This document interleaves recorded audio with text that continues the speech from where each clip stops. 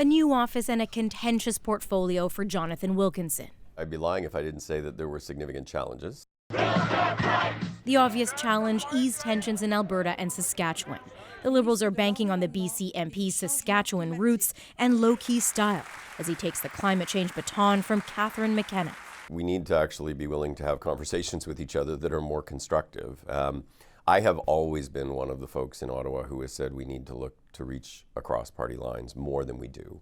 Easier said than done, but in a minority, essential to get key climate policy passed. On the idea of doing more to tackle carbon emissions, there's some consensus, but on policy to get there, not so much.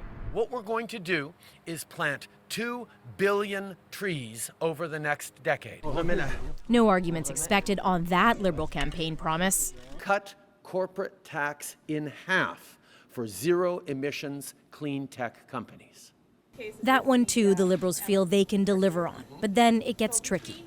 They've talked about the climate crisis, but not really ended fossil fuel subsidies. The NDP wants to eliminate all of those subsidies, even though many are provincial. The Liberals have long said they would cut inefficient subsidies, but have yet to identify which ones.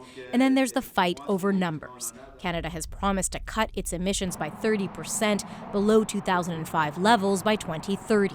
We do need to look at Canada's current target. The current targets are not good enough, so we're pushing for more aggressive, bolder targets.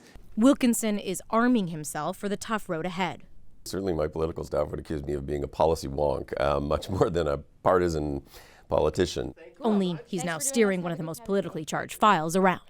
Salima Shivji, CBC News, Ottawa.